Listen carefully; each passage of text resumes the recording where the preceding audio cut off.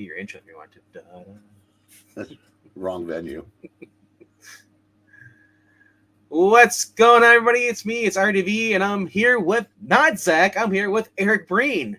That's right. Zach's on vacation this week, or he just decided not to show up. That's who don't know, but we got something better. Zach is sunning himself on a white sandy beach somewhere. And he'll be red by the time he comes back. He burns easily. I remember the last time he came back and he was just completely sunburned. I don't know. He doesn't use the white sunblock in public. I think it's just too much. I don't know. I just tell him, just wear your normal outfit. Just wear the sheet.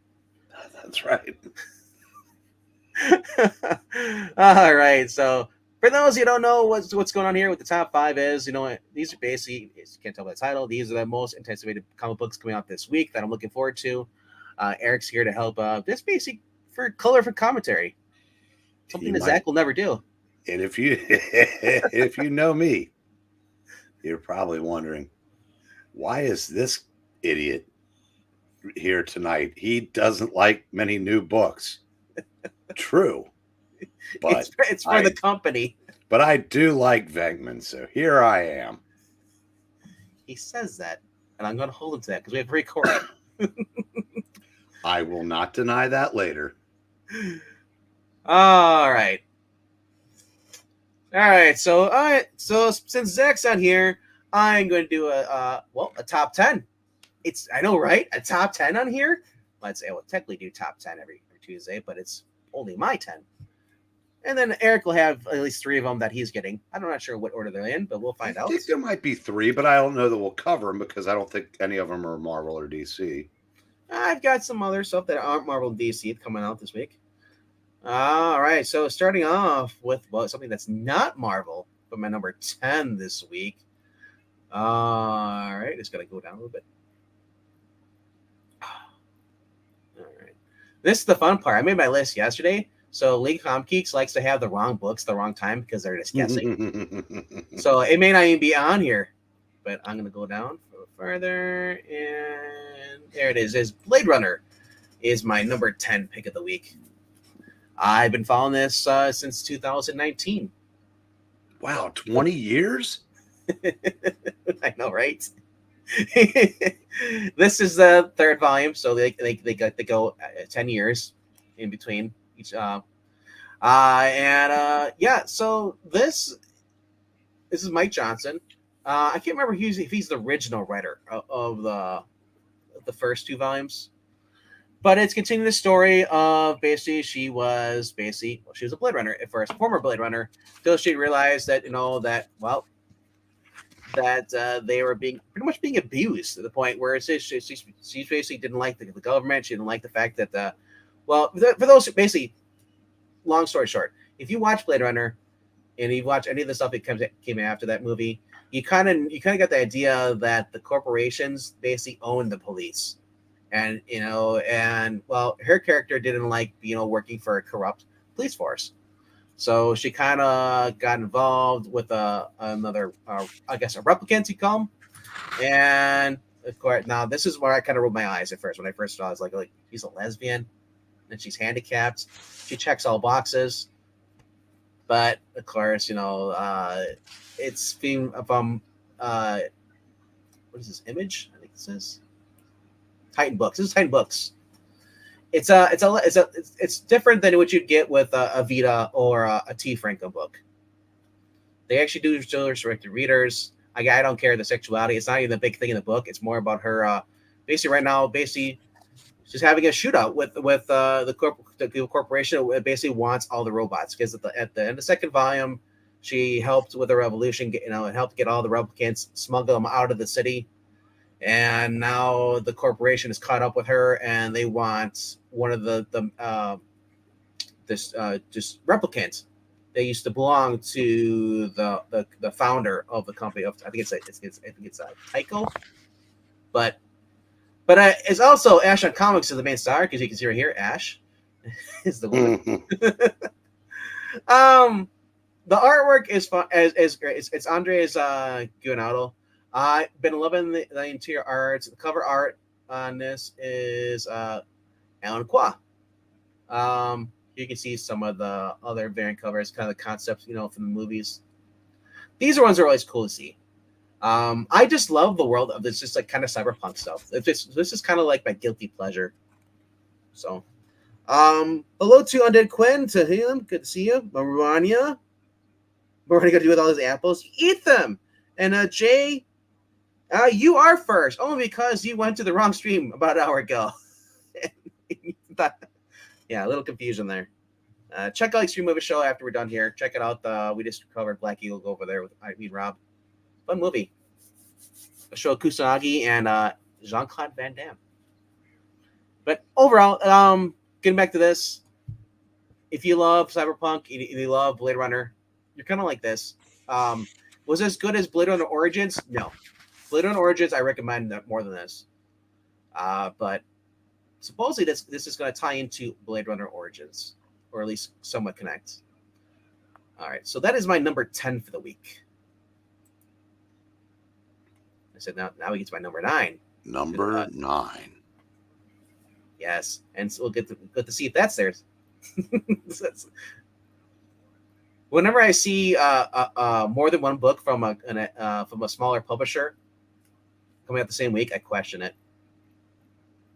And if it's still here, probably not. My luck.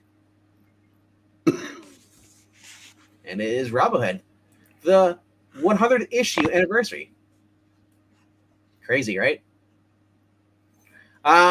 Basically, so here joining Robin in her short issue as she takes a trip down memory lane, revealing some of her most memorable events while battling new enemies. And first time ever, she learns the true origin of her powers. And it's a super size, double size issue. We're going for some. I think we know her superpowers. They're double something. Well, they've dabbled in before. Is that she was supposed to be sacrificed to this cult. And she realized that she actually has powers, so they're kind of demonic, but hers because she chose to not go down the dark path. She's kind of like Raven in a sense. Raven could go full on evil, but Raven decided to become a force of good, and that's always been her ability. She's been doing that. Some of the other covers, though, there's a Vittorio connecting. This guy did a bunch of them, apparently. Wow. Look, these are all variants by the same person. And they're all connecting. And I'm shocked because, unlike Dynamite, there'd be like 30 of them. And there's only 6? Yeah. So, like I said, I came across this character when, for those who remember on I Love Comics, there was a chap we used to talk to all the time called Mr. E. 2009. He came on. Well, Eric, you may remember this. He came on while we were doing We've Got Issues. We used to do those Monday nights. Yeah. And he came on. He was showing about these books, and I never knew there were actually Zenescope, had a Robin Hood thing. At the time, I wasn't really into Grimm fairy tales. I wasn't really focusing on them. I was more just getting into comic books. I was reading just Josh Williamson Flash at the time. And he said they have Zenescope is doing fairy tale books, but they're not Once Upon a Time crap. They're actually giving you what was it, the 90s Bad Babes or Bad Girls era, the Chaos Comics. And that's kind of how I look at this is pretty much Chaos Comics for just reimagined using fairy tales. If that makes sense at all. But yeah, this is my number 9 for this week. All right. Number 8. Tyrell Corporation was the original, did the rip against. Yes, Tyrell. Sorry. Tycho. I'm thinking of the Tonka trucks and stuff. The Tycho. Yeah. All right. My number 8 for the week. And hopefully it's not too far down.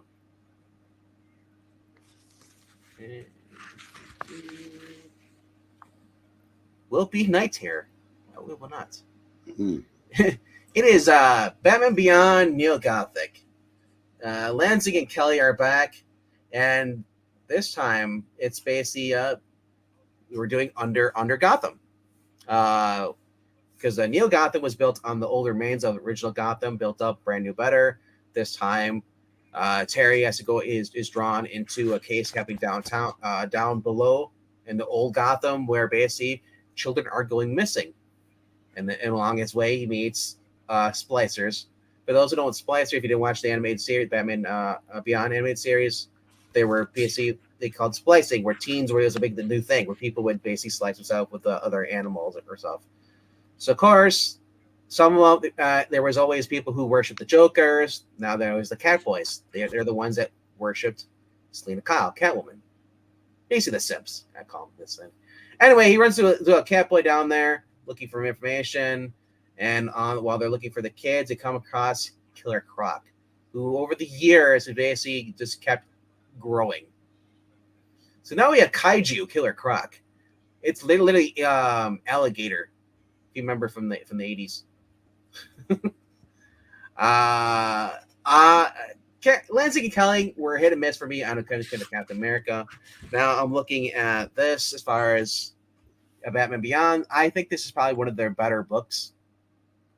I'm still not thrilled with the whole Kyle the Catboy.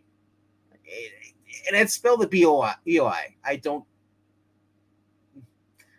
I'm not sure if that was an editorial choice or if that was Lansing and Kelly. They don't know these days, but dude, Kaiju Killer Croc. So, and if you like Future Gotham, I mean, look how freaking huge he is. That's insane. I don't know. All right, so the first, this would be 30 pages. There'd be monsters, and yeah. All right. Number 7. He is Godzilla. See him has his for his number 5. It looks like he's got Night Terror's number 3. All right. Well, I'll read those when I get back to when we get down there. All right, my number 7 for the week, and all right, number 7, we're going to go over the Dynamite. They got a book I've been following to Aaron Sparrow. Had a run on this, which is incredibly hard to find. I've been looking for them. I can't find them in my shops. And what I'm talking about is Darkwing Duck, number 8. I cannot find the volumes before this, with the what's his name, Aaron Sparrow. I don't know if they were just that popular, people didn't get them up, or they had a low print run. But I've been liking this. We got pretty much last issue. We got the Justice Ducks, and now so now we're going to continue with that story a little bit. If you're a fan of the '90s cartoon, this is going to be right up your alley. Your cup of tea, I'd say. Of course, unlike I was talking about Dynamite before. Dynamite has 30 issues, or at least covers. The one I'll probably go for is either Gizmo Duck or the Gizmo Duck over here. But all right, did you ever? I know you were too old by the time this show came out. Did you ever read any of the comics though? No, I've never been a big cartoon guy. I probably like them more now that I'm old than I did when I was younger. Because I compare this to be like reading a Donald Duck book. Yeah, but now it's since I am older. I if I'm going to read something like this, I am going to go back to the old, Dell, Disney stuff, and understandable. Different world back then, different policies, what they could and did not put in their books. I like the innocence of the older stuff. I really do. I mean, I can read one of those Dell Giants, and they're you've got Donald and his family. You've got Bugs Bunny, all those characters, and the Warner Brothers characters, and then there's one where this little girl can make herself really small to have adventures with this bug thing or whatever. And Yeah. I mean, it truly was made for children, but they're fun to read as I get older because you realize just like how well you had to tell the stories because that was there really weren't alternatives to that. I mean, television was in its infancy. There, you had the radio, The but for reason, it just and there it seems like there's so much more to them, I guess, than what you get now. And there's no knock on the newer stuff. It's just no, no. the older stuff. There's just it's so much. You had to rely so much more on the imagination, your imagination, and the imagination of the creators. Yeah, uh, I do like this though because one of the few things that put up at Disney, this actually still has a family friendly, approach to it. And that's nice. That's And cool to hear. I mean, Donald, or not Donald, but Drake Mallard is Darkwing Duck. He is a superhero. He's kind of like basically Batman in a sense. And he adopts this girl, Rosalind, as she's an orphan, and she ends up becoming his daughter in a launch pad in his pilot sidekick. It's been one of the things. We got Morgana up there. She's his love interest, but she's also just very kind of like she's kind of like Elvira in a sense. The way her personality, everything has to have a touch of something gross or hidden when but she likes him, and he likes her.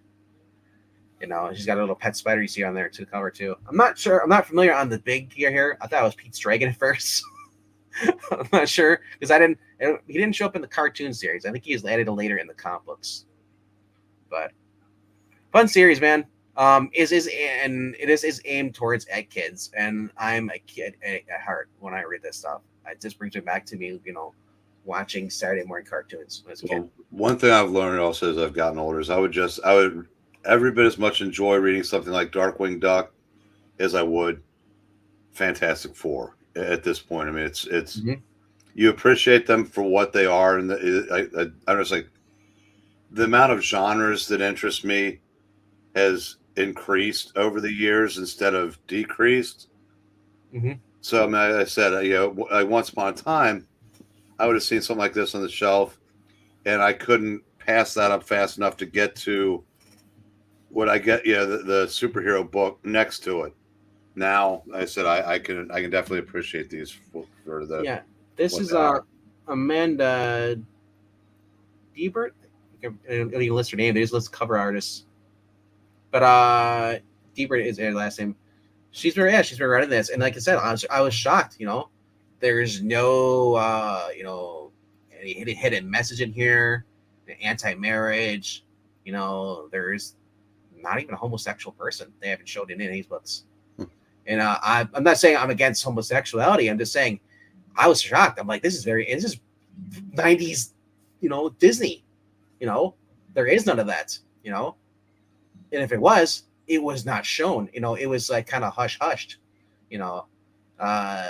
And not to say, like I said, if they put homosexuality into a book, in a kid's book, it is kind of a little weird for me.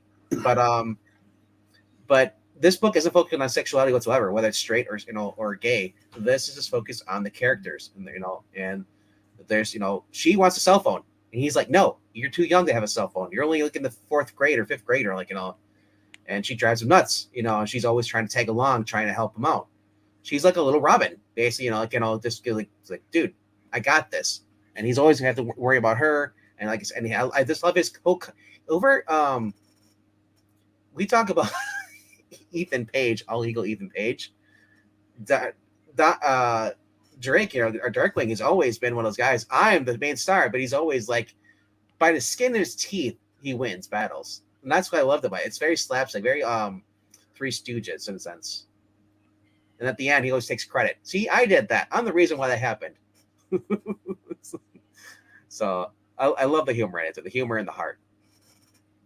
All right. The daughter's name is Goslin. So I'm gonna go to my number 6. This, and Eric, I think you might be able to talk about this book. This should be on your list. Just gotta scroll down,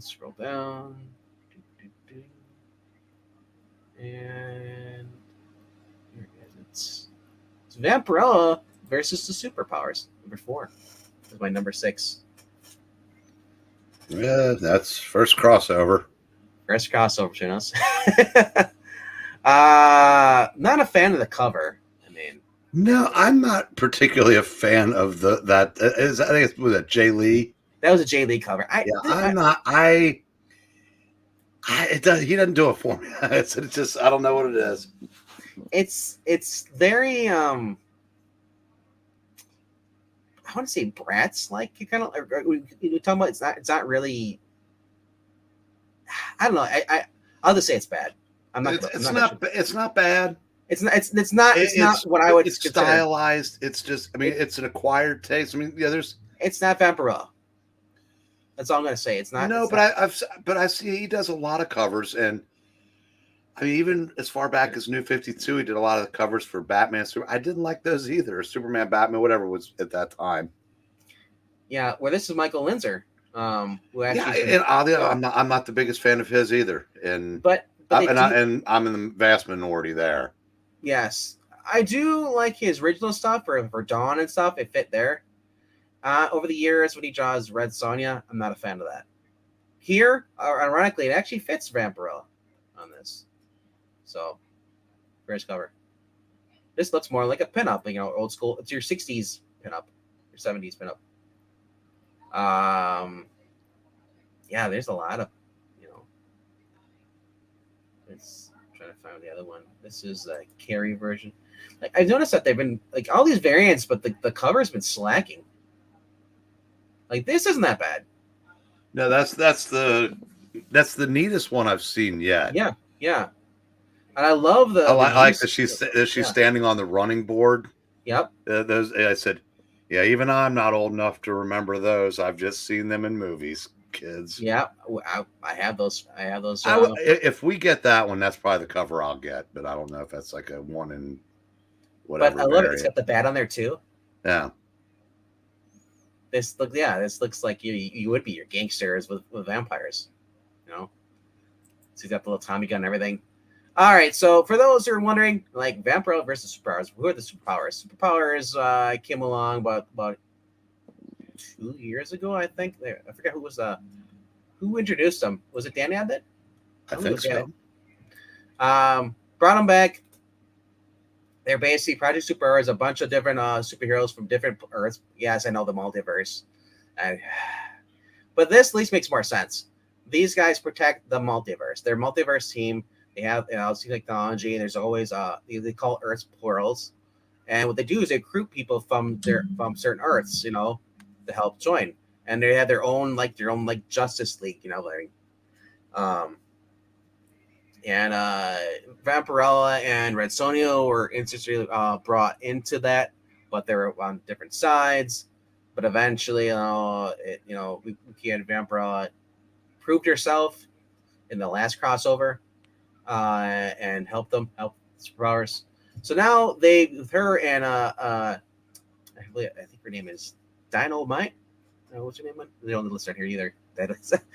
Guys are failing me, League of Comic Geeks. But she was a sidekick, and they're back in the 40s on this Earth basis, Portal Earth, where basically the supers were involved. Their own version of the Justice Society, but then they disbanded after that. But now someone's giving a drug, basically they're giving to people, give them temporary superpowers, so people are getting addicted to it. Vampiro was recruited. They go there to try and trace him down. They go to a guy who's kind of like. He's not called Mr. Fix-It. Is he Mr. Fix-It? Mr. Fix, right? Like he's called? Yeah. And this, so there was a guy, and of course I love this in storytelling because Dan Abnett has done Guardians of the Galaxy. We got a guy who's kind of like, he was one of the former Justice Society kind of type guys around this. He's washed up, he's an actor. Sees her at her bar, he comes just basically enamored with her. Wants to go with her, get involved, and I just love it. It feels like a 40s movie in a sense, a little bit. Except there, the people have superpowers. Now, I wouldn't be opposed to this, actually ever becoming a movie. I just love the 1940s. Just the kind of era. That's why I always liked the original Captain America. I love the scenery, everything. Man, Dark Passage. You watch all those old movies. I just love it. The atmosphere. Dan Emmett is also, if you guys have been following me on here, I've been talking about the book Groot, the 4-issue miniseries that had Private Marvel becoming Captain Marvel throughout the series. Fun book. Go check that out. But Vampirella Superpowers has been basically, if you like Vampirella, old school Vampirella, but she's in the 40s, going after other people who have superpowers. All right, so we got some more people watching, but the chat kind of died down a little bit. But well, it seems to have been taken over. Oh, has it? Okay.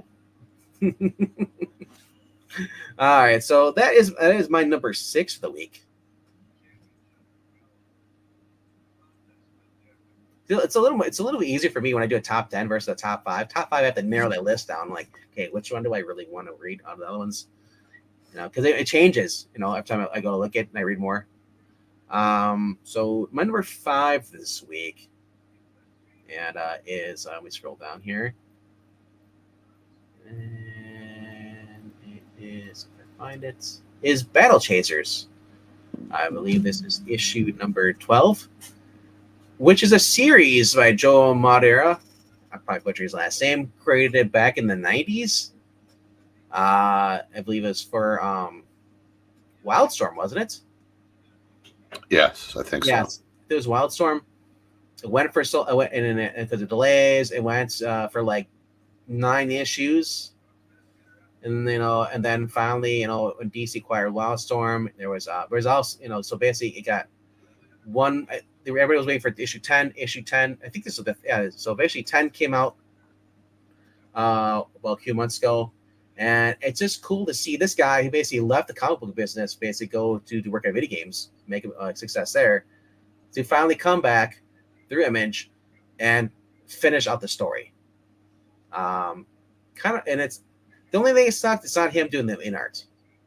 He's just doing the writing. Before he was doing all the art, so I kind of fell in love with that. And it's always been kind of like an anime kind of / manga style, like a RPG role playing.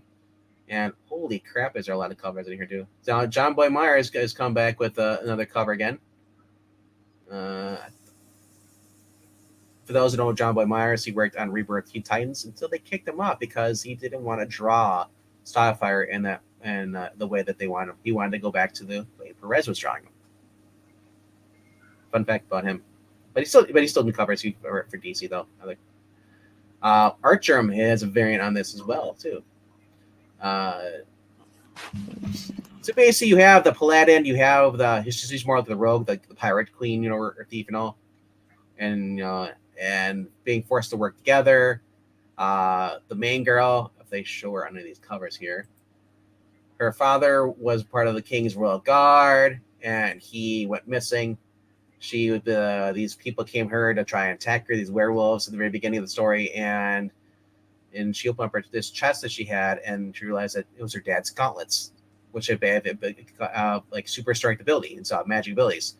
So basically she wears them all the time. She was trying to buy a wizard and a giant, and then he has the giant war golem. Let me show him on this cover here now. No, that's not him, but anyway, throughout the story, they all work together. Here, I think it's on this one here. This is the true cover. Yeah, here's the giant war golem, the back, and then here's the wizard to help them out. It's basically a rake team, a bunch of people working together. And now, as we find out that she has a half brother, who her father apparently neglected. He became a villain, but now he's kind of become somewhat an ally, and you can't really trust the king. It's a fun story. That's all I gotta say about that. So if you're into kind of like the role RPG stuff, like kind of Final Fantasy or even Fairy Tail, stuff like that, this is it's a fun series.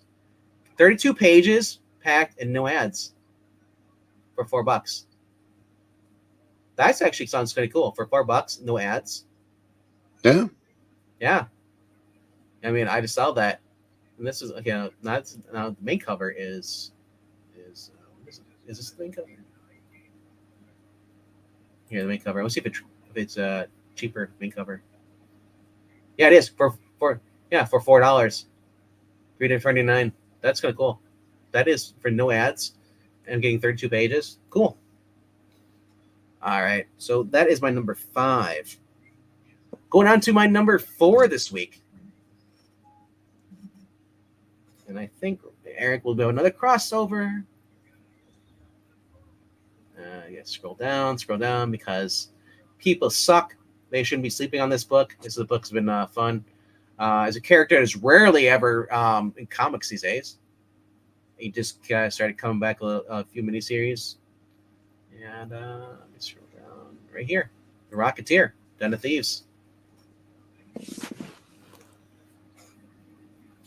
I love, like I said, I love going in the late 1930s and the 40s here. You got Betty Page, she's a very loyal girlfriend who happens to be a pinup model. You got a guy who was just he was a Daredevil pilot. If you haven't watched the Rocketeer movie, the 90s one through Disney, do yourself a favor. Go put that on tonight. Go find it wherever you did pay $5 or whatever at Vudu, or if you find it on. I wouldn't be surprised if it's on Disney Plus. But for those who don't have Disney Plus, look it up. Very fun movie. Jennifer Connelly's in there. So and more importantly, character actress Margot Martindale is as well. Yes, yeah. And didn't she look 65 then? Yes. All right. So Rocketeer, basically in the Den of Thieves, as we learned from the past issue, is that he originally had a prototype rocket that was built by the Nazis. The Nazis, wanted to, they lost it and they wanted it back. So in Den of Thieves, we learned that the Nazis had made their own version of the rocket, reproduced it. So now there's a bunch of a Rocketeer squadron, basically a Nazi squadron, and and they kidnapped his friend, inventor guy who works for, and so at this point, everything's going right for Cliff. Betty's not mad at him. They had a nice romantic dinner and stuff. Finally, everything's looking up for him. And still, he said now he has to go deal with this crap. Because Betty's not too keen on him, always running off. And I love this. She's pretty much in the same boat as Mary Jane was. The way I look at this back in the days. You remember Mary Jane was model stuff. He was kind of the dweeb. But if she sees him talking to the girl, boy, does she get jealous. But she loves him. She trusts him too.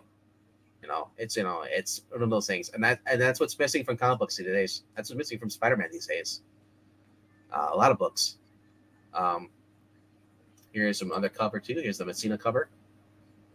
This is actually the interior artist. That's what you're going to get on the cover here. That's what you're going to get in the interior. So if you're like, oh my gosh, I don't really trust books anymore because the cover art always looks good and the interior is usually Riley Rossmo or worse. Dare to say if there's anything worse than Rossmo, but yeah, this is one of those instances where you're not going to be disappointed when you open it up. Yeah. I love this man. He's just at the time he's just got a little pistol and he's fist fighting where he's being shot at. He doesn't have no superpowers. He just has his wits and he has a lot of luck. And sometimes Betty helps out too. There's been in the past where Betty's been kidnapped and she helped take down some of the villains by basically either stepping on his foot or hitting him or grabbing a gun. This is what was missing from the movies today. As I was talking about on Stream Movie Show, there's so many movies that I love growing up, and I love seeing the movies where the Nazis are involved. That's why I liked Indiana Jones. The very first one is a race against the Nazis to get to this, to stop them because they're seeking global domination. Just good versus bad, and it's in the time period, the time capsule. You're in that, there's no smartphones, there's no cameras, if they were, it was usually like spy stuff. Those are like like every place had a video camera hooked up, and just like, they might have for certain stores, but my point is, it was simple back then. A lot more happy people back then. Everyone dressed nice. They had the 3-piece suits on, the hats. Everybody had think of Gregory Peck or think of Humphrey Bogart, Casablanca. That's just my scene, man. I love that stuff, the era, and that's why I was like Captain America #1, not 2. 2 was all right. 1's always no. That's it. First Captain America is my favorite Marvel movie. Yeah, mine too. That's the one I can go back and watch over and over again. I love it. So that's why I kind of fell in love with the Rocketeer. The second Captain Marvel, the third, the Eternals. But other than that, it's... All right. My number 3 is a book that I've been reading. I've been collecting the trades for it. I'm hoping to get another giant hardcover Absolute Edition. I have the and it is a book that Kirkman has been. It's his big hit. This is his #1 hit he's had since Invincible and The Walking Dead. I think so. This is Firepower #26 that's coming out this week. I know, Zach, if you're watching, this is for you, bro, because I know you like this stuff too. Giant kaiju dragon. A lot of martial arts, comedy, family stuff. You got a guy who basically originally went to a temple, kind of like how Batman went to Himalaya stuff. They'll learn, how to be a fight and stuff. This guy Owen does this. He suffers the Fire Clan, or the clan. He trains with them, but then he goes back to his own family. But now he gets rolled back into that life. And he finds out that the dragon actually was a real dragon, and it's just back and forth. There's betrayal. He's just trying to protect his 2 kids. It's for those who like the Wally West Flash. Check out this. It's just as much heart. I think so. The kids are done well. Chris Samsey doing the art on this. It's just been fun. Matt Wilson doing the coloring. Well, like I said, this is better than Shang-Chi to me. Sorry. This is or even Iron Fist. Maybe they'll change when I read more of Iron Fist. But I mean, like this, I've been really enjoying these books, and I liked it. I really like this alternate cover here. So, but what more can I say about this? I hope that this actually gets greenlit. Well, I'd say take it back. I don't want this on Amazon Plus or not, or Amazon or Prime, whatever. I don't want it on because that's how they did Invincible. But then again, I haven't seen the second season. But I just don't want anything changed. The book's the way. Well, he'd still have to apologize for the number of white characters in the book before they can go forward. Yeah. So that's the thing. In order to get your comic to be a cartoon or whatever TV series, you have to kiss ass. And I don't like that attitude. Be proud of what you accomplished. And if people don't like it, screw them. Keep making money without them. Ooh, Maddie McLean just went yard. Right. Hey, you guess what you pay for when you have me on. At least it's not the papers ruffling anymore. All right. Hey, I don't care. Just don't make the crinkles. Oh no. No, I purposely put the popcorn in the other room so I wouldn't be sitting here eating it through the whole stream. I had to put the bag down last time on Isle Comics. We were on, but Eric both on there, and I was just eating those Lay's potato chips. They have the I guess they're made with Canadian, the all dressed or all dressed up for it or edition. Of that. Those are addictive. Man. I got to tell you, I went to my Kroger the other day to get some Lay's for because I was making sandwiches for when I was babysitting the store last week, and it looked like a week into the pandemic because the shelves were just empty. All the Lay's were gone, which never happened before. You know who? But anyway, I had to get the Kroger brand of chips. Oh, they say it's the same. It's not. Sorry, I don't know what it is. Lay's also has the limited edition where they're basically it's a chip, but it has but they did crossovers. So there's actually a Lay's potato chip out there. It's a little small bag, but it has the Cheetos. If you like Cheetos, but it's on a Lay's potato chip, and it tastes just like a Cheeto. It's addictive. So check those out. That's at your local Kroger if you have them, or maybe not your store because your store is. Well, no, I mean I don't know if it was just I'm just not used to seeing empty shelves. Now I do realize I live in this town is not exactly known for its physical adherence to physical fitness, so I'm sure the fatty snacks are the first to go. But Jesus. It's also because trucking's down because gas prices are going up so high, and the fact that people are just people are making parts, people are laid off. You're not seeing like stuff. So say a truck breaks down, I'll not hear that. This country has never been in better hands. You stop that right now. $1.28 was the gas. I don't care what anybody says. You hate the man before him. I don't care. And I will pay more to have this sharp as a tack, grandfatherly man who cares. I'll just say this: the shit they said about George Bush Jr. Oh, we're in such a high debt, and they said, well, we're better with Clinton. Well, guess what? Just like Clinton with Trump, we were better with Trump, whether you like it or not. No, we were better. We were better off with Clinton than Bush. Yeah. Either Bush. Sorry. And my Republican ass is saying that, but that's not why we're here. Please continue. No, we're gonna talk about Big Game number 2. What number is this? Number 2. Wait a minute. What? Number 2 is your number 2. Yeah. What could be better than Big Game this week? Well, if you pay attention to what I have, I'm going to hang around to find out. Yeah. And yeah. All right. So this is Mark Miller and Gary from Nerdrotic.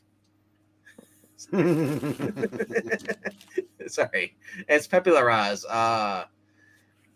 Man, it's funny because I saw Mark Miller did a tweet earlier talking about how the whole multiverse problem, and he was talking about how he just it's such a mess. Everybody just wants to use multiverse multiverse. When it first introduced, it wasn't overused. It was kind of like barely touched on. Now it's become a crutch that they use in order to. It's an excuse so they can have different versions of characters for different royalties. Whatever. It's poor storytelling.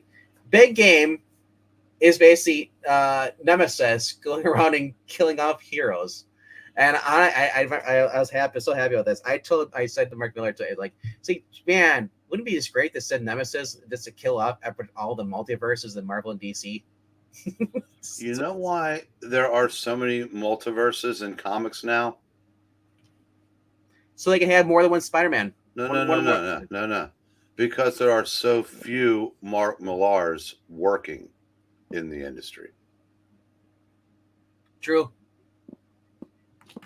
So he liked my tweet. That was kind of cool. But yes. Go ahead. No, yeah. I said, he's a nice guy, and as big as he is, this is one of the reasons why he takes the time to interact with people. Like I said, I am. Like I said, I didn't mind doing what I did for my brother this 11 days. I would have loved to have been on that stream. Yeah, I probably. Yeah. Oh, you were now. I may have what. I didn't watch it yet. I thought maybe you were on it. No. I was asked, but I couldn't because I had to babysit Phil's store. You should have done it from the store. I'm not set up to that. Now, I probably would have maybe had time to ask one question because it was basically what it was supposed to be. It was like, they let him talk because that's why they were there. But like I said, it's I have completely changed my opinion on this man over the years. I think the industry needs way more Mark Millers, way more Todd McFarlane's, way more guy I can't draw, Rob Liefeld. I mean, people that care about the people that actually care about comic books and not whatever agenda comics are pushing. So Yeah. yeah, that's. And so this is good. This is it, guys. For those who read Ambassadors, Nightclub, The Managing Order, Kingsman, basically everything that's becoming as far as middleware creation, in the love of the years. Nemesis is killing them up on one. We have the Ambassadors right on here. That's the newest one here, and they're just all laying there dead. We saw the last issue. One of them showed up and was killed right away by Nemesis. I'm gonna be crying a little bit because it's like we get attached to these characters and then there's this boom, they're gone. And I love the fact this is something I thought I'd never say about Nemesis. I actually like Nemesis as a character because the original one, Nemesis, it was him versus James Gordon, pretty much. They'd really turned him into Batman. He was going around. He was a guy who basically was challenging different police commissioners or detectives, popular ones around the world. Finally comes to one in America, and he challenges him, does something really disgusting to his children. I was like, oh my god, it was like vile. And there was, good wins at the end, obviously. But then there was a kind of twist end of that. But he took that character and threw him into this one. We those read Nemesis, the new one. I kind of like that better than the first one a little bit. He was a little bit toned down as much as versus his original introduction.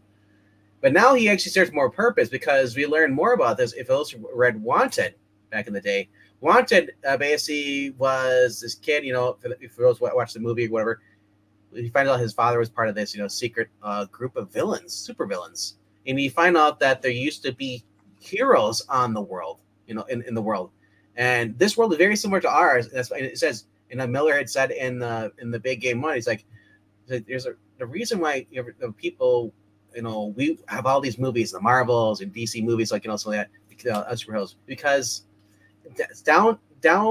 deep down in our psyche, we kind of remember having heroes in our world. It's just that they cast a spell after killing all the heroes that we forget.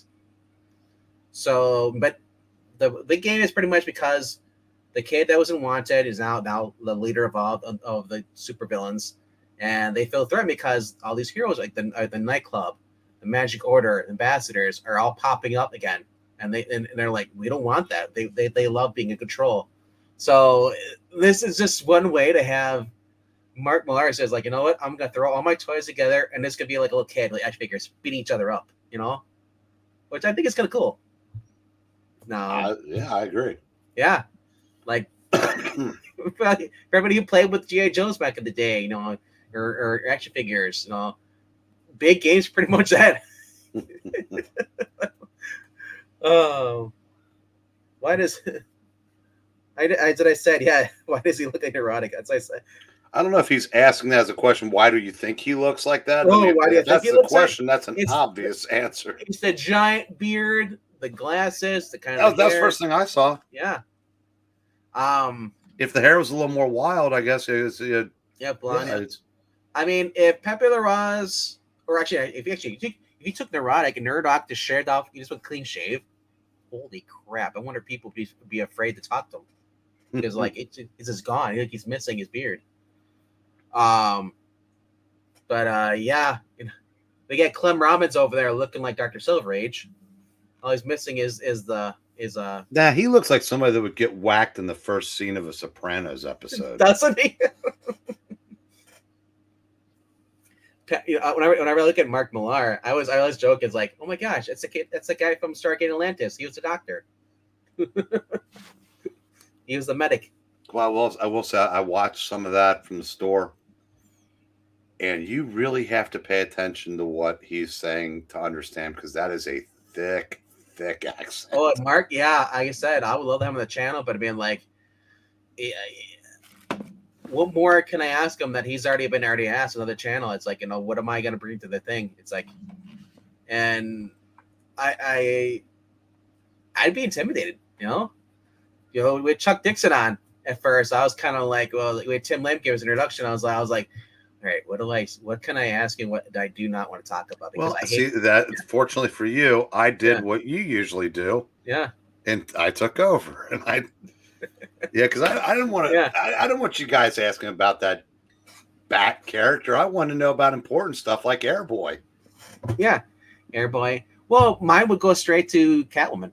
That was my thing, Nightwing, working on that. But I was talking to Charles Dixon because that's what he wrote under in those days. Oh, Charles. Yes. Yes. But anyway, Let's if say you hello like, to Angry Otter Comics. hey, what's up, man? I don't think I've seen Angry Otter comics scene before, but it's really cool to see a new place in here. Yeah, big game. It's been a fun story, man. All right. If you're a fan of Mark Millar, what he's been doing, definitely this is a, like it says here, comic book event of 2020 with over 20 Miller World basically titles. I mean, I haven't read a lot of his stuff, so No. I mean, but I'm still enjoying this. I may not, like, I didn't know that the kid from Wanted was now the bad guy leader or whatever. Yeah. I don't care because, like I said, it's just It's just fun. It's just so funny though. You bring up that character. I read the Wanted series, the 6-issue series they had there, and at the time he drew the kid basically with the likeness of Eminem, because Eminem was popular back then, and I think he just did it just for the heck of it, and but he also had the girl who plays the Fox, the character's just kind of like a Catwoman, type, character. She looked like Halle Berry, or not, I was like, oh my gosh, I was like, this is kind of cool. But oh, cool, new subscriber. Well, thanks for subscribing, man. Hope you like this stuff.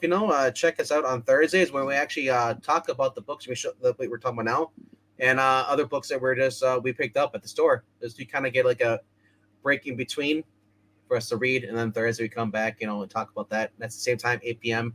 Central, 9 p.m. Eastern. And then Fridays and Sundays we do 2 readings of old school comic books.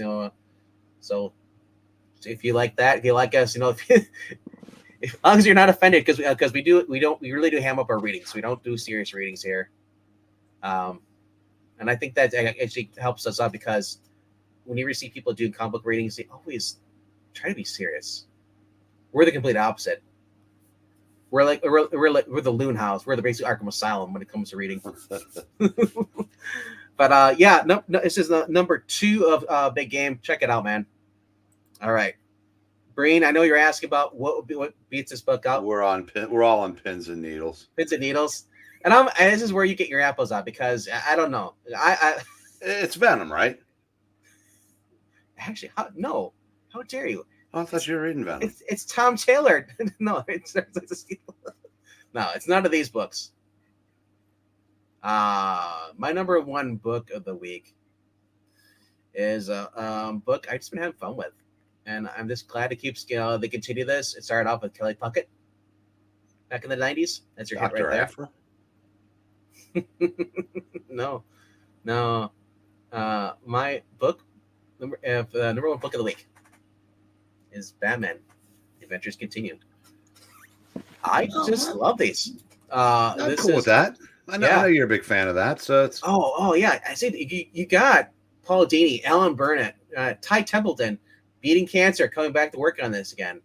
If you love the Batman animated series, this is Batman series being continued, and they're adding characters that were never in the animated series, like the Court of Owls was added last volume. I just love the fact they're at we had Deathstroke in the first volume of this. They are just basically giving us what we wanted. And the great thing about this is that versus continuing the Batman series, which we're talking about doing without Kevin Conroy, I can continue this series in here in comic form and read Batman in Kevin Conroy's voice. When they have Lex Luthor, and I have I can't remember what his name is. I think this guy's like for SpongeBob too. Oh, he's gonna kill me because he's been on stuff too. But I mean, like, the voice actors, because I love Batman series, I love the Superman series, Justice League, all the stuff to Unlimited.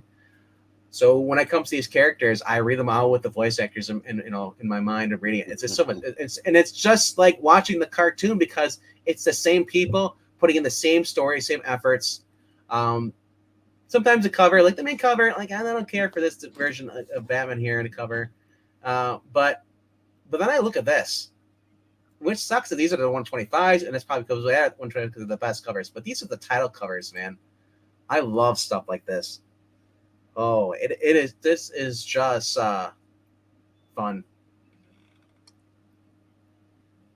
You know, that's the one thing we can all agree. If you're those who watched Batman 8 series back in the day, these cool title covers and paintings. I wouldn't mind having these as posters. But once again, I kind of want these freaking titles off the side. You know, the UPC.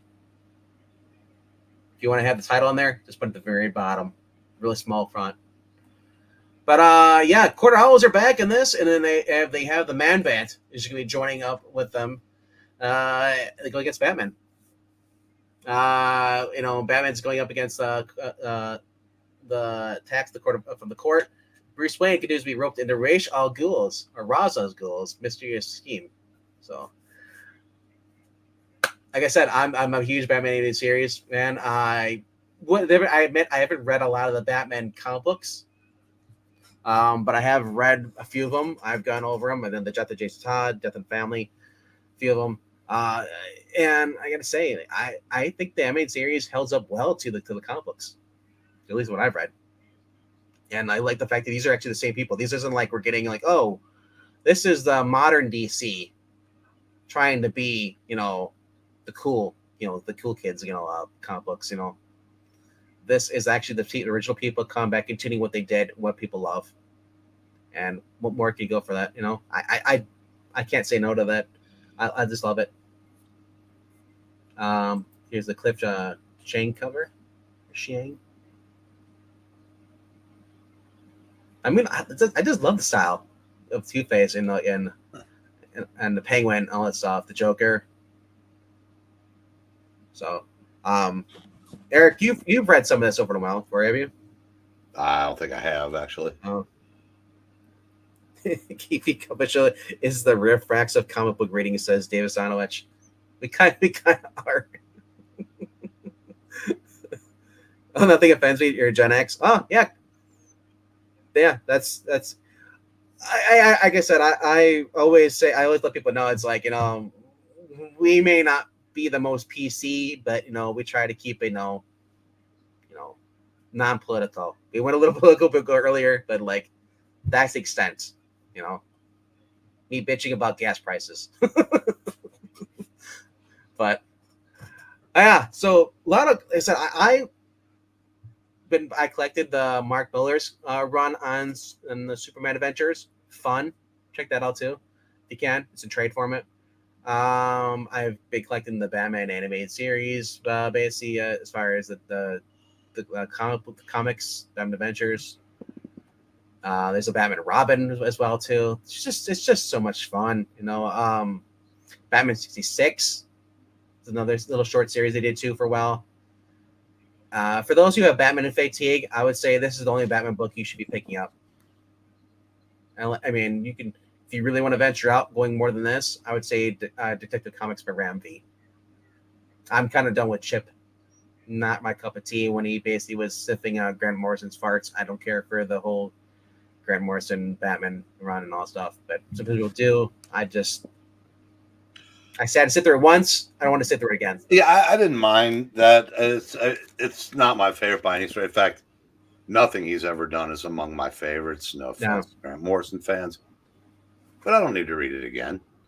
And I don't know. I mean, there are some similarities. It's just, I don't know. I think I'm starting to wonder if he didn't peak about a year and a half ago, and we've gotten the best we're going to get out of Zdarsky at this point as a writer. Oh, I think about Grant Morrison. I was like, when Grant Morrison became non-binary.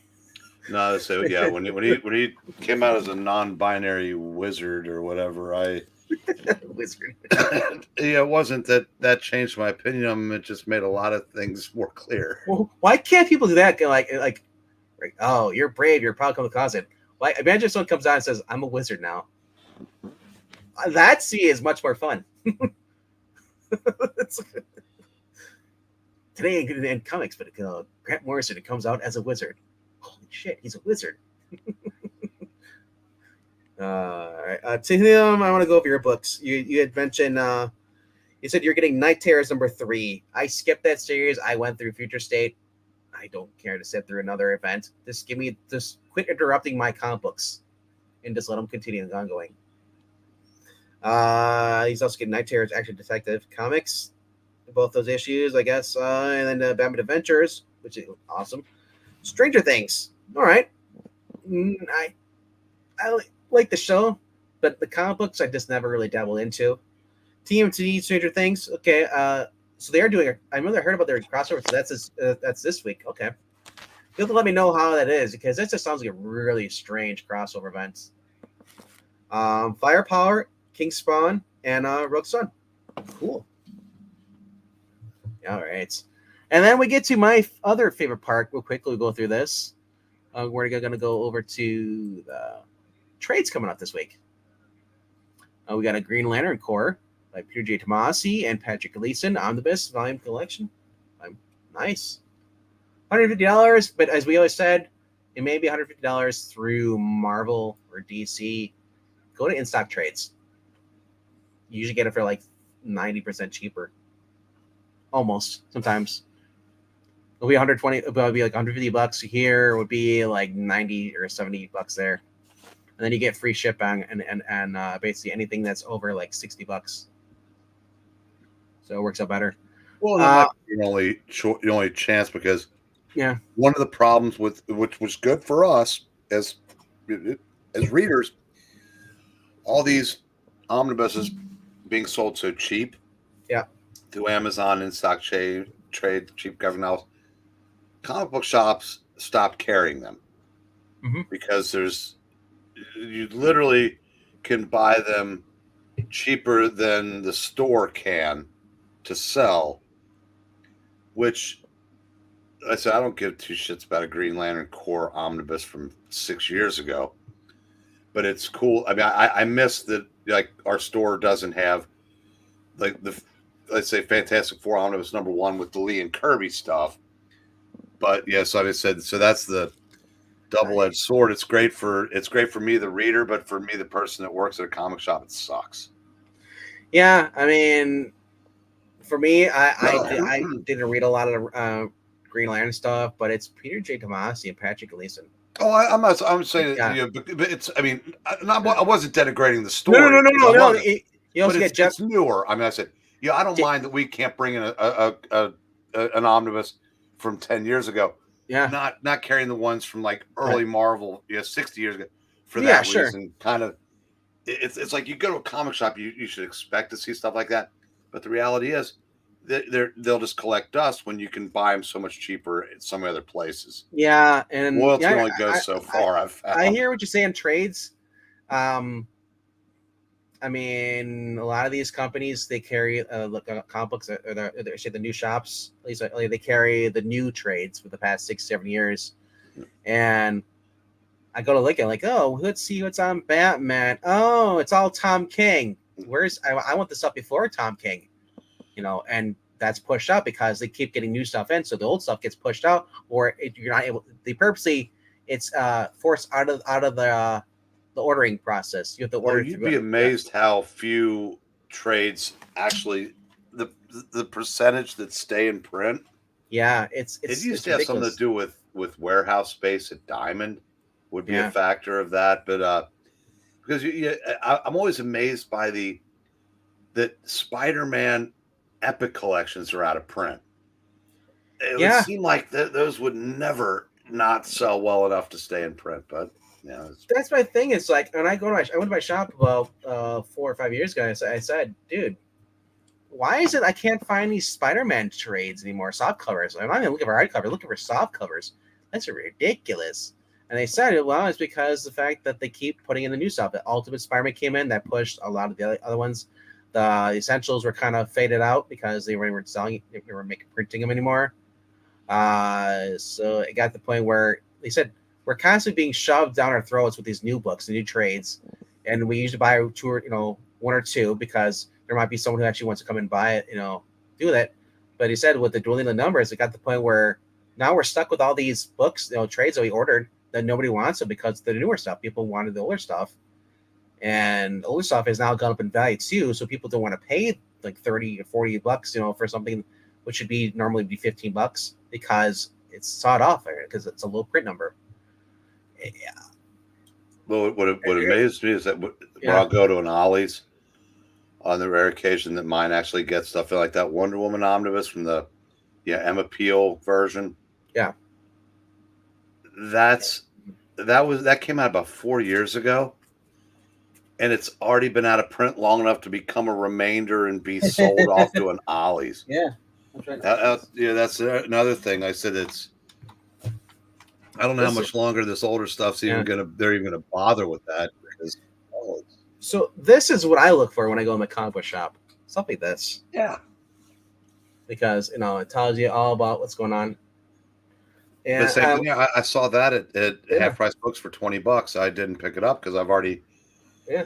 I thought about it, even though I've got all that in that book that I can't lift anymore. Yeah. Yeah, like I said, I'm looking at this. I'm like, oh my god, like stuff like this. I really don't want to crack the spine. But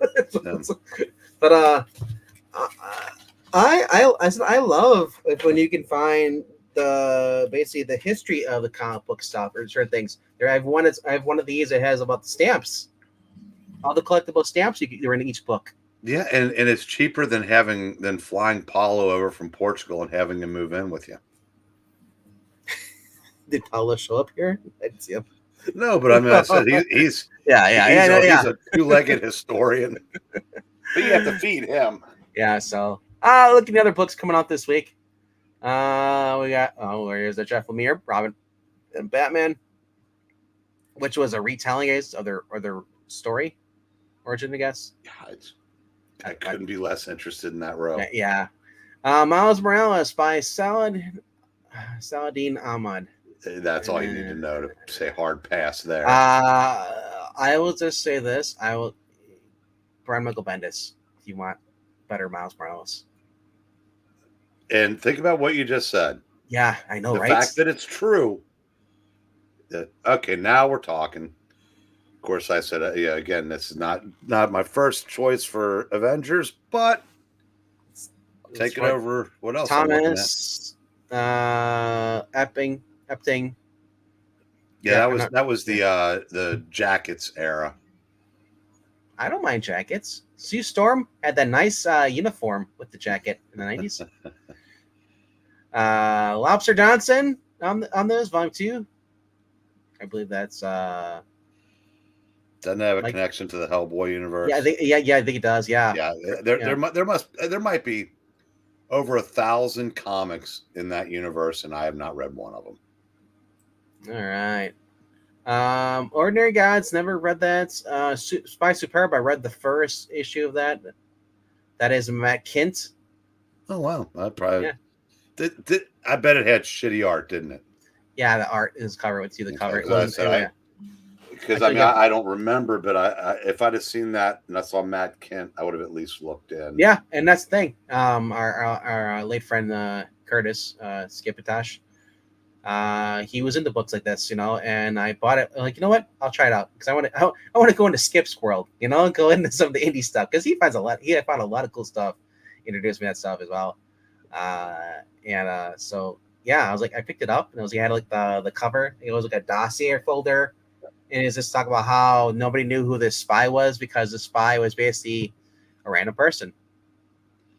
The whole CIA's operation was this random people doing random tasks for them. So everyone's confused. Like, is that the super spy? No, that's a normal person.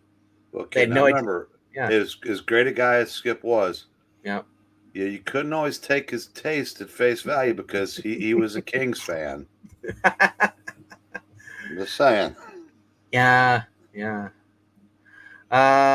Speaking of Brian Michael Bendis, we're going to Infamous Iron Man. No. Scroll up. Okay, here we go. Yes, Avengers Collection. Yes, that's the Roy Thomas era. here. See what numbers issues that collects.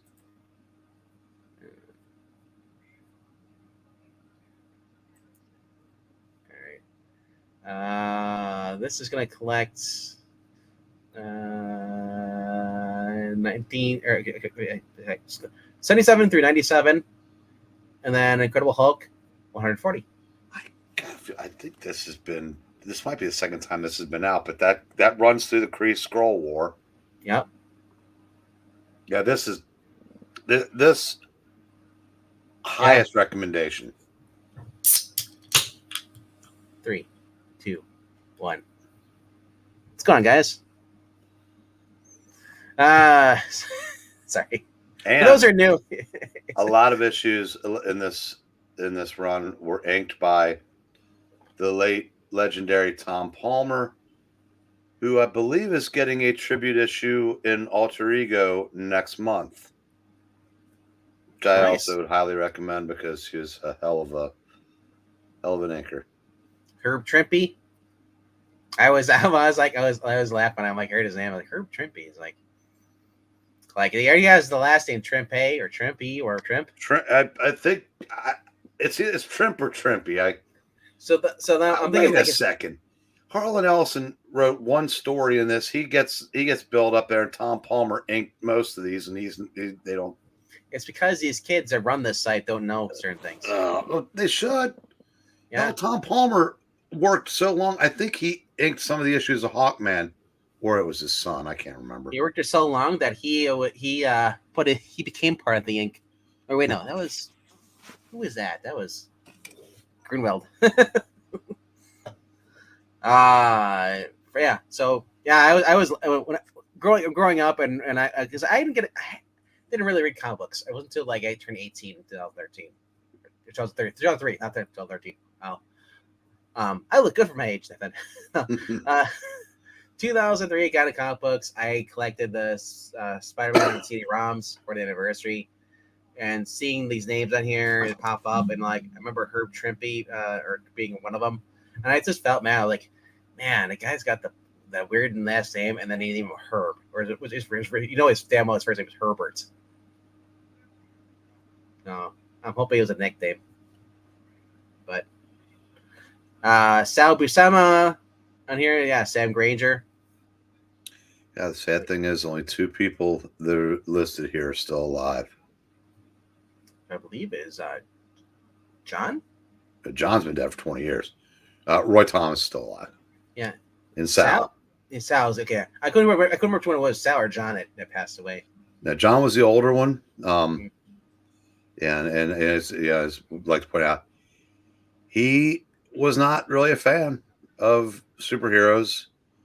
It was a job. That's nothing more. Sal was he'd rather been drawing Conan his whole life, but Sal, yes, it's crazy how Sal was the one that was really into it, and John's was like. I mean, I don't know for sure that he was. I've never heard an interview, where he says that he was not like his brother in that regard. I'd be curious to find out. Somebody should ask him quick because he's closer to 90 than 80 at this point. But and he's one of the very few people that are left. I mean that's. But I said that's. But to John's credit, it never showed in his work. He never phoned in an assignment. Yep. God, all right, so gorgeous. These covers are gorgeous. Yeah. What year was this? 80s? No. This is 70, 71. Okay. And then into the beginning of 72. Because that 93 that's up there, the double size one. Yeah. Yeah. That was November 71 cover date. That was the 10th anniversary. And they also they announced that they were going to 25 cents. Yeah. DC followed suit. Yeah. And Goodman was a swerve because they were actually going from they were raising the price from 15 to 20 cents, but they did the 25-cent month for the anniversary, dropped them back down to 20. So it didn't look as bad, but DC had already committed whole cloth to the 25-cent larger format and published those for about 8 months in got killed. Yeah, 72 is when they just started the Defenders, right?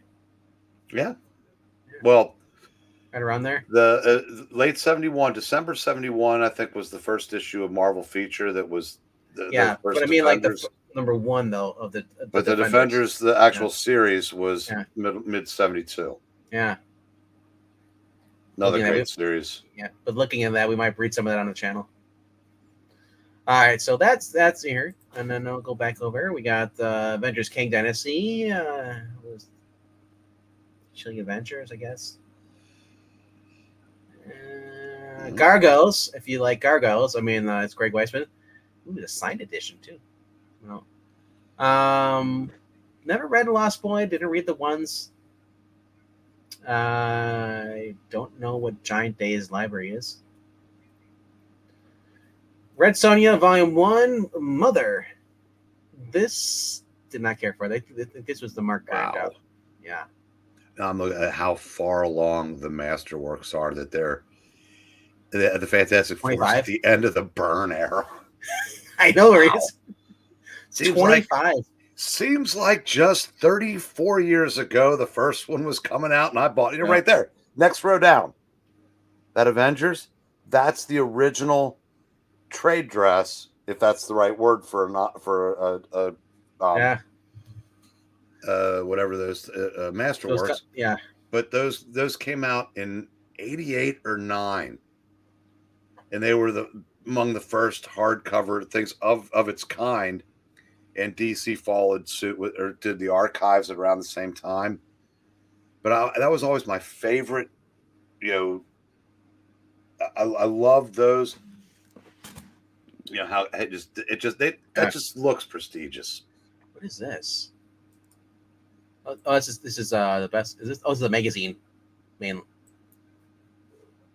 is through tomorrow. Pop up here coming out this week.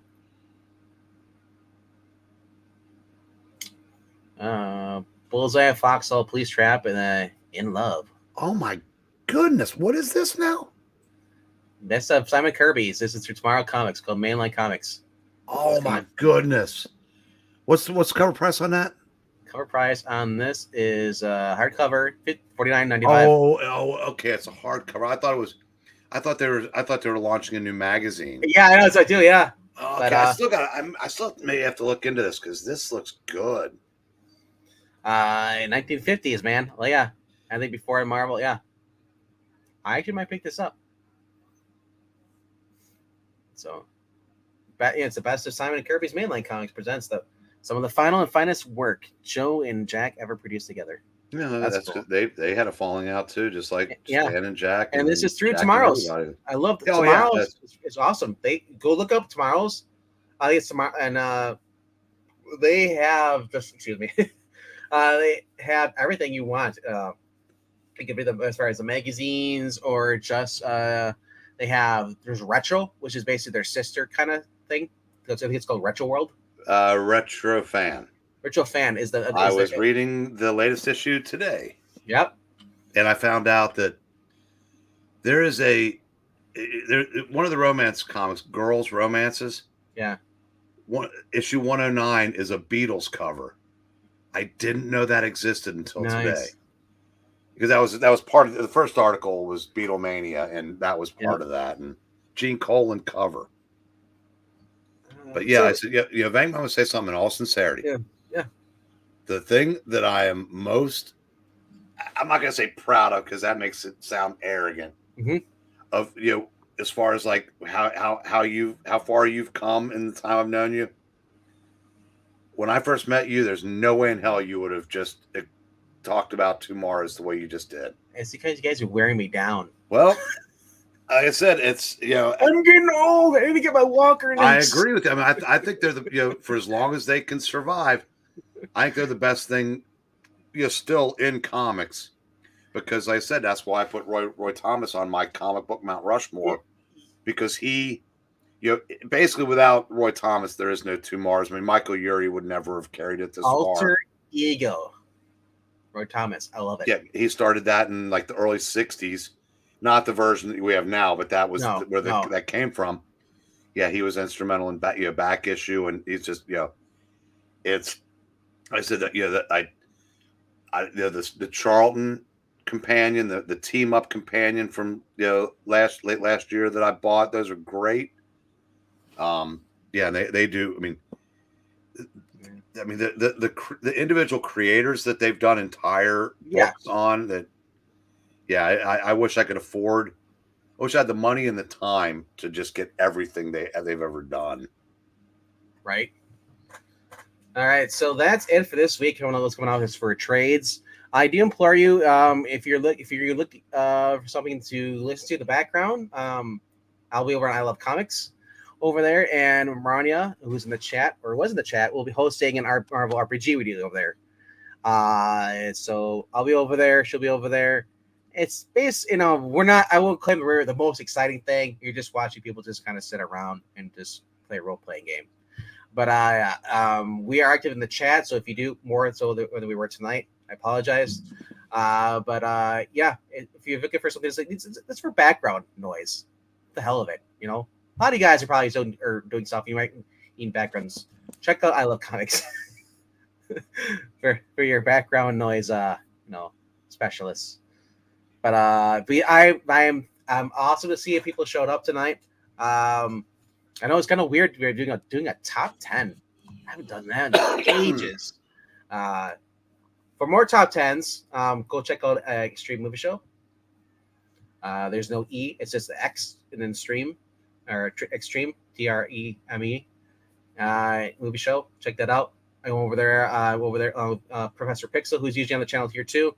We go over there on Tuesday nights and on Sunday nights, and we review not only just TV shows and movies. So a lot of cool stuff. Yeah. So thank you guys for showing up.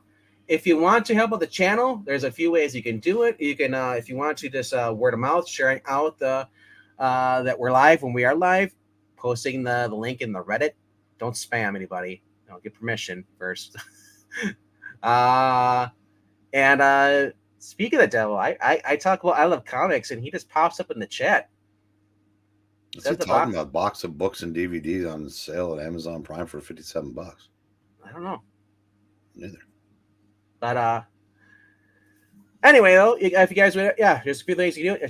Sharing word of mouth. Also, leave a comment down below. Let us know what you're most looking forward to this week. Let us know also what you're reading, and you can click like. You can donate to our Ko-Fi channel. It's going to go on screen right about right now. Ko-Fi.com/Puppetine.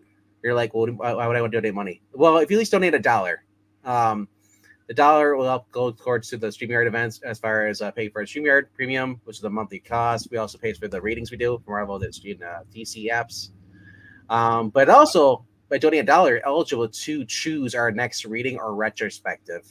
I was told it was going towards finger reduction surgery for Pixel. Wrong? Actually, it's increasing. He's going to get increased. Wow, I didn't know that was possible. He wants to be Reed Richards. All right, guys. I'll see you over on I Love Comics in a few minutes. Thank you for stopping by. Good night, kids. Guys. Say good night, Gracie. I just did. I